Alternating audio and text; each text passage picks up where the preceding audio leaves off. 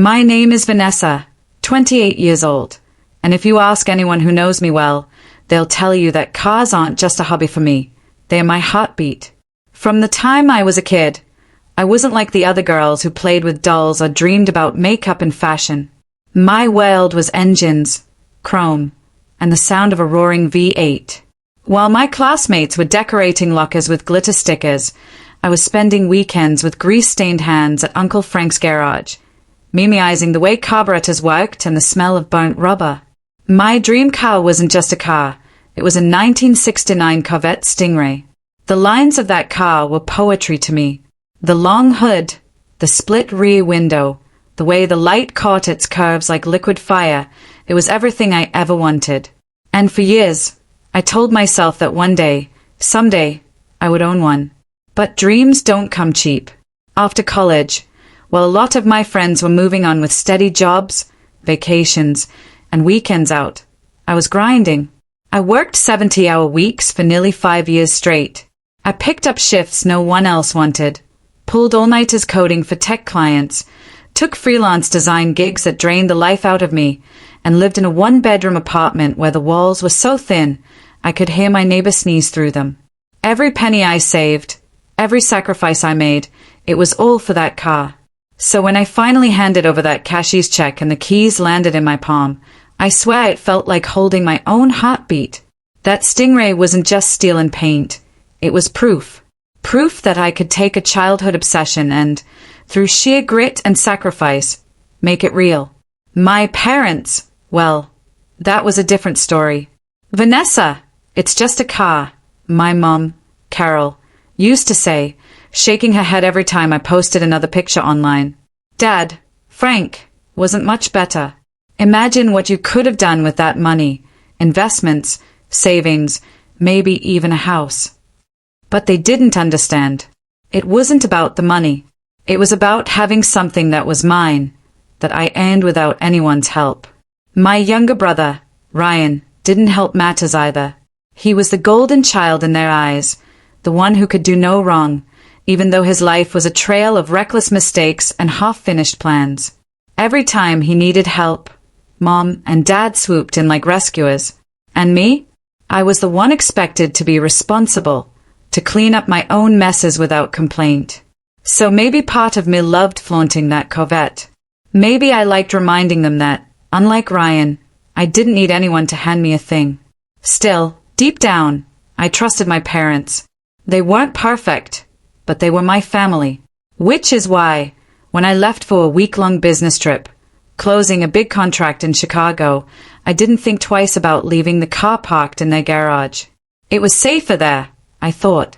Their neighborhood was quiet, secure, the kind of place where neighbors looked out for each other. I should have known better. The moment I came back, suitcase still in hand, I walked into the driveway and felt my stomach drop. The garage door was open, the space where my Corvette should have been glaring at me like an empty wound. At first, I thought maybe Dad had moved it for some reason, routine maintenance, maybe.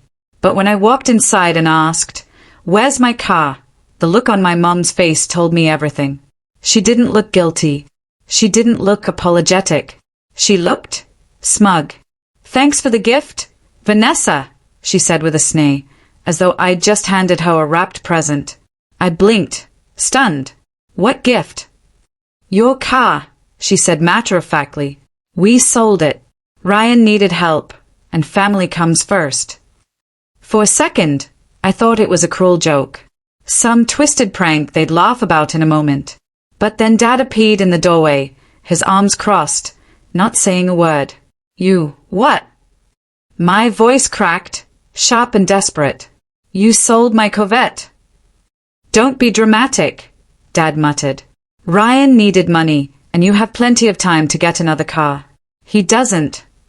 It felt like the air had been knocked out of me. My vision blurred, and the suitcase slipped from my hand, thudding against the floor. All those years of sacrifice, every hour I bled into work, every dream I chased, it was gone. Not stolen by strangers, not lost in an accident, but taken by my own parents. And Weiss, they weren't sorry. Mom folded her arms, her lips pursed. You'll understand one day. Family helps family. But all I could feel in that moment was betrayal so deep it burned. This wasn't just about a car. This was about trust, about respect, about the fact that my parents had looked at everything I'd worked for, everything that made me proud, and decided it was disposable. Just a thing to pawn off for Ryan's latest disaster. And in that instant, I knew something had shattered between us, something that no apology could ever repair. I didn't cry. Not then. I didn't scream. Instead, I stood there in silence, my fists trembling, my chest heaving, every nerve in my body on fire. If this was what family meant to them, if betrayal was just another word for sacrifice, then maybe it was time they learned that even the most loyal daughter can break. Because they hadn't just sold my car. They had sold me out. I stood frozen in that living room, staring at my parents like they were strangers. My suitcase still sat by the door, half unzipped, clothes spilling out, but I couldn't move. My mind kept circling the same thought like a car skidding on ice. They sold it. They actually sold my car. Mom, Carol, acted as though nothing catastrophic had happened. She poured herself a glass of iced tea and sank into the recliner like it was any other Tuesday evening. Vanessa, you're overreacting. It's just a car. Just a car. My voice cracked, sharp and trembling. Do you have any idea what that car meant to me? What I went through to get it? Dad, Frank, rubbed his temples like I was giving him a headache. You're almost 30 years old. You should know by now that life isn't about material things. Family comes first. Family. That word again. They said it like it was scripture, like it was supposed to excuse everything. But the only person family ever seemed to apply to was Ryan. Where's he? I demanded, my voice low, dangerous. Where's Ryan? Out. Mom said too quickly. My eyes flickered to Dad, and in that moment, I knew. Ryan wasn't out running errands or working late. He was out celebrating with my car money. I felt bile rise in my throat. My hands shook so hard I had to press them into my jeans to steady myself. You took something I worked years for, something I bled for, and handed it to him because what? Because he can't take care of himself. Don't talk about your brother that way, Dad snapped, finally raising his voice. Ryan is going through a rough time. He needed help. And I didn't. The words ripped out of me before I could stop them. Do you remember the nights I skipped meals just to save another $50? The times I picked up 3 jobs at once, just to scrape together enough for that Corvette? Did you swoop in then? No, because you knew I'd manage. I always manage. That was the truth, wasn't it? I had been punished for being strong, while Ryan was rewarded for being weak. Mom's eyes softened for a brief second, like maybe she felt a sliver of guilt, but then she hardened again. We thought you'd understand. Ryan's family. He'll get back on his feet. You'll see. But I didn't see. All I saw was betrayal wearing the faces of the 2 people who were supposed to protect me. My phone buzzed in my pocket, yanking me back to the present. I pulled it out and glanced at the screen. Ethan. My best friend since high school. The one person who knew exactly what that Corvette meant to me. I answered, my voice shaking. They sold it, Ethan. My parents sold my car. There was silence on the other end, then a sharp inhale. What? Vanessa, are you serious? That's insane. They said Ryan needed the money, I whispered, my throat thick. Ryan. Ethan spat the name like it was poison. Of course it's Ryan. What did he do this time? Gamble it away. Chase another one of his half-baked business ideas. I didn't answer. I didn't have to. The silence was enough. Listen to me. Ethan's voice hardened. This isn't just wrong, it's illegal. That car was yours. You worked for it. You paid for it. The title was in your name, right? Yeah, I said, though my voice was hollow. It was mine. Then they had no right. None. Who'd they sell it to? I shook my head, pacing the living room floor. My parents watched me like cornered animals, the eyes darting from me to each other. I don't know yet, but I'm going to find out. Dad shifted in his chair uncomfortably. There's no need to make a scene.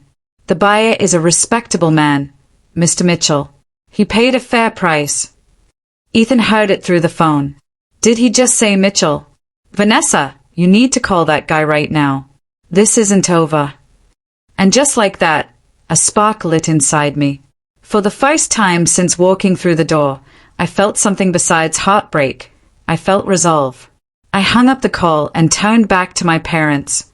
You're going to give me Mitchell's number. Every detail. Right now. Mom's lips parted, about to protest, but I cut her off. Don't you dare act like you still have a choice. You stole from me, forged my signature, and sold what wasn't yours to sell. If you don't hand over that information, I will go to the police tonight. Do you understand me? The color drained from her face. Dad looked like he wanted to argue, but one glance at my expression shut him up. He got up, stomped into the office, and came back a few minutes later with a slip of paper. He shoved it into my hands. There. Are you happy? I looked down. Mr. Daniel Mitchell. Buyer. Contact info scribbled across the page. Happy? No. But for the first time since stepping off that plane, I felt like I had a lifeline. As I clutched that paper, one thought burned hotter than anything else. They might have betrayed me. They might have given away the one thing I loved most. But I wasn't done fighting. Not yet. Because this wasn't just about a car anymore. This was about respect. This was about family who thought they could use me, break me, and I'd still come crawling back. And they were about to learn that the girl who built her dream with her own hands wasn't going to let anyone, not even her parents, destroy it without a war. The drive to Ethan's apartment felt endless, even though it was only 15 minutes away. The city lights blurred past my windshield, but all I could see in my mind's eye was my parents' faces, the guilt, the excuses, the audacity. I gripped the steering wheel so tightly my knuckles turned white. My Corvette was supposed to be in the driveway waiting for me, a promise kept to myself. Instead, it was gone, stolen by the very people who had raised me. By the time I pulled up outside Ethan's place, my chest felt like it was caving in. He was already standing on the curb, phone in hand, his brows knitted in worry. The moment I stepped out of the car, he walked straight to me, wrapping me in a hug I didn't know I needed until my knees nearly buckled. They had no right, Ethan murmured against my hair. No right at all. I swallowed hard, forcing myself to stand tall. They gave me Mitchell's number. Ethan pulled back, his eyes flashing. Good. Then let's call him right now. We went upstairs, the familiar warmth of his apartment a stark contrast to the chaos in my chest. He put the number on speaker and dialed. The line rang twice before a deep, calm voice answered. This is Daniel Mitchell. I took a shaky breath. Mr. Mitchell, my name is Vanessa Carter. I believe you recently purchased a 1969 Corvette Stingray. There was a pause. Yes, I did. Is there a problem? The problem, Ethan cut in, his voice clipped, is that the people who sold it to you didn't own it. That car belongs to Vanessa. Another pause, heavier this time. I see, Mitchell finally said. The title looked legitimate, signatures and all. Because they forged them, I spat, anger bubbling in my throat. My parents forged my name. They lied. They stole from me and from you. A sigh came through the speaker. Well, that explains why the DMV flagged the title transfer this morning. I had my suspicions. I exchanged a quick glance with Ethan. So you still have the car? Yes, Mitchell said firmly. And given this revelation, I don't plan on letting it out of my sight until this is resolved. I'll cooperate fully. I don't want to be mixed up in fraud any more than you do. Relief flooded my chest so quickly it made me dizzy. My car wasn't lost. Not yet. Thank you, I whispered. After hanging up, Ethan turned to me. See? We've got leverage now. The buyer's on our side. That's huge. But the relief was short-lived. My phone buzzed again, this time with a string of texts from Mom. Please come home.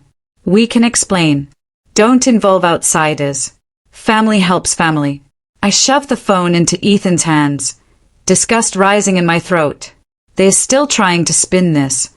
Still acting like I owe them my silence. They're scared, Ethan said flatly. And they should be. This isn't just favoritism or family dispute anymore. This is fraud. Forgery. Grand theft. The words stung, not because they weren't true, but because they were. My parents were criminals now, and it was me holding the evidence. That night, we drove back to my parents' house. I needed answers, and I wasn't going to let them dodge responsibility anymore. When I walked in, the atmosphere was suffocating. Mom's eyes were swollen, her makeup smeared. Dad looked older than I'd ever seen him, slumped on the couch like a man waiting for a verdict. You talked to Mitchell, Dad said, not even phrasing it as a question. Yes, I replied coldly. And he's not covering for you. Neither am I. Mom wrung her hands. Vanessa, we were only trying to help Ryan. He needed. Don't say his name. I snapped, the words cutting through the air like a blade. Don't you dare use him as a shield. This isn't about Ryan anymore. This is about you. Dad's face hardened, though his eyes betrayed fear. We thought you'd understand. You've always been so independent. You don't need that car the way he needs stability. I laughed, a bitter, humorless sound. Stability? You think handing him 30 grand is going to magically fix his life? You've been bailing him out for years. And what has it gotten you? More lies, more debt, more excuses. And now, you've dragged me into it. Ethan stepped forward, his voice steel. Do you even realize the charges you're facing? Forgery, wire fraud, theft. The buyer already confirmed the DMV flagged the paperwork. This isn't going away. Mom burst into tears. We didn't mean for it to go this far. You didn't mean. I repeated, my chest heaving. You signed my name, you sold something that wasn't yours, and you pocketed the money. Don't you dare stand there and tell me you didn't mean it. Dad's hands trembled, his voice breaking. We'll pay it back. Every penny. Just, please, don't involve the police. And where are you going to get $30,000? Ethan demanded. You already took out loans for that kitchen renovation, didn't you? Their silence was answer enough. I sank into a chair, exhaustion and rage warring inside me. You don't get it, do you? This isn't just about the money. You broke something bigger. You broke trust. You broke me. For a long moment, the only sound in the room was Mom's quiet sobbing. Dad sat frozen, pale and shaking. Finally, Ethan touched my shoulder. Vanessa, we need to leave. They are not going to give you what you want tonight. I nodded, rising slowly. I turned to my parents one last time, my voice ice. You think family helps family? Then here's your chance. Help Ryan yourselves. Because from now on, I'm done paying the price for his mistakes. I'm done being the sacrifice. Their faces crumpled as I walked out, but I didn't look back. I couldn't, because deep down, I knew this confrontation wasn't the end. It was just the beginning. The morning after the confrontation, I woke up in Ethan's apartment with a pounding headache and a hollow ache in my chest. Sleep had been a stranger, slipping past me no matter how many times I rolled over, replaying every word from the night before. My parents' voices still echoed in my head. We thought you'd understand. Family helps family. I dragged myself into the kitchen where Ethan was already seated at the counter, sipping his coffee and staring at his laptop. His hair was tousled, his jaw tense. He didn't even need to look up to know I was there. Morning, he said, his tone careful, like he was testing the water. Barely, I muttered, pouring myself a cup and collapsing onto the stool beside him. He closed the laptop and turned fully toward me. I've been thinking. We need legal counsel. This isn't something we can just manage on our own anymore. My stomach twisted. A lawyer? Yes, a lawyer. His gaze softened. Vanessa, they forged your name on legal documents. They committed fraud. Even if we wanted to handle this privately, the DMV already flagged the transfer. That means the system is aware. If we don't get ahead of it, the authorities will. I rubbed my temples. The weight of everything pressed down harder than ever. Do you know someone? As a matter of fact, I do, Ethan said. Jessica Carter. She handled a case for a buddy of mine last year. Smart, tough, and fair. She'll tell us exactly what we're up against. By noon, we were sitting in Jessica Carter's sleek downtown office. She was in her early 40s, with sharp cheekbones, a calm demeanor, and a presence that demanded respect without her needing to raise her voice. After listening carefully to our story, she leaned back in her chair, steepling her fingers. You have 3 options, she began. 1. You pursue criminal charges. Forgery and fraud are serious offenses, and if convicted, your parents could face prison time. 2. You file a civil suit to recover damages, both the value of the car and emotional distress. Or 3. You attempt a private settlement, legally binding but outside of the courts. I exchanged a glance with Ethan. The idea of sending my parents to prison twisted my insides. What would a private settlement look like? Essentially, Jessica explained, it would mean they agree in writing to repay the buyer, compensate you, and admit wrongdoing. It won't erase the criminal liability, but without a complaint from you, the authorities are unlikely to pursue it aggressively. Ethan leaned forward. And the buyer? Jessica nodded. That complicates things. Mr. Mitchell is an innocent party. He paid money for a car he believed was legitimately his. The cleanest solution would be to unwind the transaction completely, return his money, get the car back. But that means your parents need to come up with $50,000 immediately. The number hung in the air like a guillotine. I swallowed. They mentioned maybe taking a home equity loan. That could work, Jessica admitted. But they'll need to move fast. The longer this drags out, the more likely Mitchell discovers the fraud himself and reports it. And then this choice is taken out of your hands. Ethan reached for my hand under the table, grounding me. Then that's what we'll do. We'll push for a private settlement. But Mitchell needs to hear the truth from us. Jessica gave a curt nod, then set up a meeting. And Vanessa, she fixed me with steady eyes. Don't let guilt cloud your judgment. Boundaries exist for a reason. If they broke yours this badly, consequences are necessary. Otherwise, they'll do it again. Her words cut deep because they were true. That evening, Ethan and I arranged to meet Mr. Mitchell at a coffee shop halfway between Chicago and Indianapolis. He arrived looking every bit the classic car enthusiast I expected. Leather jacket, weathered hands, eyes that had clearly seen too many late nights in a garage. He listened carefully as we laid out the situation. So, let me get this straight, Mitchell said, his expression hardening. I bought a stolen car with forged documents. Technically, yes, I admitted, my voice tight. My parents will claim they thought they had permission, but they didn't. The car was never theirs to sell. His jaw clenched. I paid $50,000 for that Corvette. Already insured it. Registered it. Do you have any idea what kind of mess this puts me in? We do, Ethan said calmly, holding his ground. Which is why we're prepared to make it right. A full refund of the $50,000, plus $5,000 extra for your time and trouble. Once that's wired into your account, you return the car. Mitchell studied us for a long moment, the muscle in his cheek twitching. Finally, he exhaled through his nose. Fine, but I want that money in my account before I hand over the keys. Non-negotiable. We shook hands, but the deal came with one monumental problem. My parents needed to come up with $55,000 in less than a week. When Ethan and I returned to my parents' house that night to present the solution, the reaction was immediate. $55,000.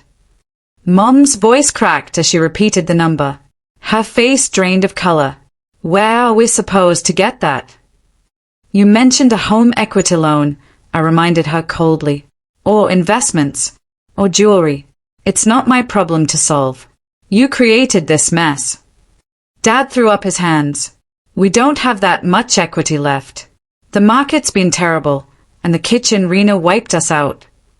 Then start selling something else, Ethan said firmly, because this is the only thing keeping you out of prison.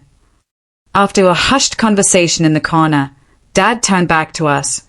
We could maybe manage 40,000, but not 55. Ethan shook his head. Not good enough. Mitchell isn't accepting anything less than the full amount. And frankly, neither am I. I crossed my arms. Maybe Ryan should pitch in. After all, he's the one who benefited from this theft. Mom gasped.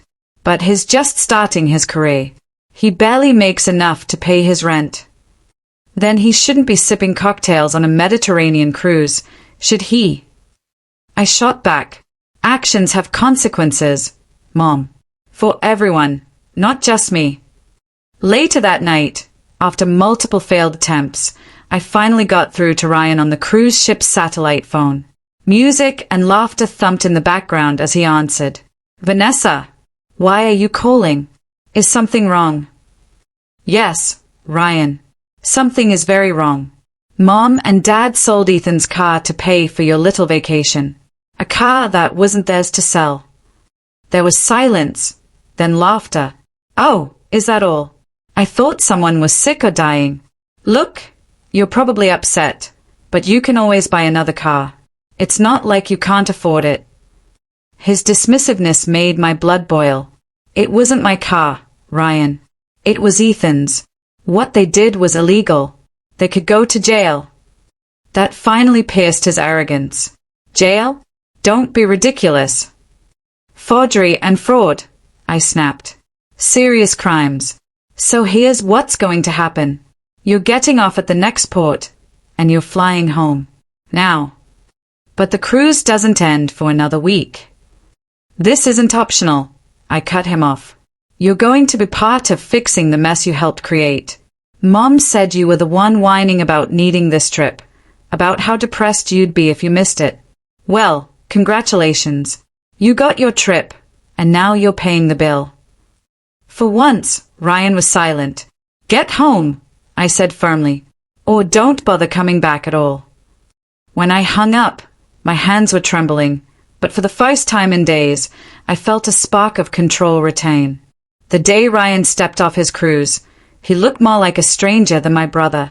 His tan was deep, his sunglasses perched carelessly on his head, and his grin suggested he hadn't given a single thought to the chaos waiting back home. But when he saw me standing at the arrival's gate, arms crossed and expression cold, the smile faltered. You weren't kidding, he muttered, dragging his suitcase behind him. You really did come to get me. No, I replied flatly. I came to make sure you couldn't weasel your way out of this. The ride home was suffocating. Ryan tried to crack jokes, tried to deflect, but the silence between us was ironclad. For the first time, I saw a flicker of unease in him. He wasn't untouchable anymore. When we arrived at my parents' house, the tension was thicker than ever. Mom sat at the dining table, paperwork spread across the surface, her face pale and drawn. Dad stood nearby, pacing, a stack of bank statements in his hand. The home I'd grown up in, the place that once smelled of cinnamon rolls and safety, felt like a crime scene now. Ryan, Mom breathed, standing to hug him. Thank God you're home. But Ryan didn't return the embrace. His eyes darted to Ethan, who stood in the corner, arms folded, expression grim. So this is really serious, huh? Dad slammed the bank statements onto the table. Serious? We're drowning. The bank approved a loan for $35,000, but that's it. We're still short $20,000. And unless we come up with the rest, Mitchell keeps the car, and we face fraud charges. Ryan finally dropped into a chair, rubbing his temples. Okay. So what do you expect me to do? Help, I snapped. Sell something. Take out a personal loan. Use your savings. You were happy to benefit from this theft. Now you're going to share the consequences. Ethan's voice was steady, but the steel underneath it was unmistakable. This isn't negotiable. You're all going to make this right, or I go to the police. The room fell silent. My parents exchanged nervous glances, and for the first time, I saw fear creep into Ryan's cocky expression. By the end of the night, after hours of arguments, crying, and threats, an agreement was reached. Ryan would sell his car, the one Mom and Dad had helped him finance last year, and contribute the proceeds. Mom agreed to cash in part of her retirement fund. Dad promised to liquidate a small investment account. Piece by piece, the money came together. It wasn't pretty. It wasn't noble. But it was necessary. A week later, we met Mitchell again at the same coffee shop. He was waiting in the parking lot, leaning against the hood of my Corvette, his arms crossed. "You brought the money?" he asked, his eyes sharp. Ethan handed him a cashier's check. $55,000. Count it if you need to. Mitchell opened the envelope, scanned it, then gave a Kate nod. "Looks good." He pulled a set of keys from his pocket and dropped them into Ethan's palm. "She's yours again." Relief washed over me in a dizzying wave. Watching Ethan run his hand along the gleaming curves of the Stingray, his eyes soft with reverence, made my throat tighten. The car had come home, not just a machine, but a symbol of trust, of dreams, of nights spent in greasy garages and long highways. But the victory was bittersweet, because while Ethan got his car back, I knew I'd never get my family back the same way. That night, sitting in my childhood living room, my parents tried one last time to mend what they had broken. "We're sorry," Mom whispered, her hands trembling as she reached for mine. "We weren't thinking clearly. We just wanted Ryan to be happy." I pulled my hand away. "At my expense. At Ethan's expense. Do you hear yourselves? You stole from the man I love. You betrayed me for a vacation." Dad's voice cracked. "We thought you'd forgive us. We thought family would cover family." I stared at them, the weight of years pressing down on me. Family doesn't forge your signature. Family doesn't sell your partner's dream car. Family doesn't lie and then beg for forgiveness only when they are caught. The silence that followed was final. I left that night with Ethan, clutching the Corvette keys in one hand and a suitcase in the other. As we drove away, the headlights cutting through the darkness, I realized something I should have seen long ago. Blood doesn't guarantee loyalty. Trust, once broken, doesn't heal with empty apologies. It scars. In the weeks that followed, my parents repaid their debts, Ryan sulked in silence, and Ethan and I rebuilt what had been shattered. But the fracture in my family remained. Calls went unanswered. Holidays passed without invitations, and the house I'd once called home became nothing more than an address. And strangely, I was okay with that. Because sometimes walking away is the only way to protect yourself. As Ethan and I parked the Corvette in its rightful spot, I placed my hand on the hood and whispered, almost to myself, "We're home." The car wasn't just steel and rubber, it was proof that some things can be restored. But others, like trust, once gone, are gone for good. Broken heart, and to everyone listening, I'll leave you with this. If your family ever betrayed you, if they ever chose convenience over loyalty, or selfishness over love, share your story in the comments below. You're not alone.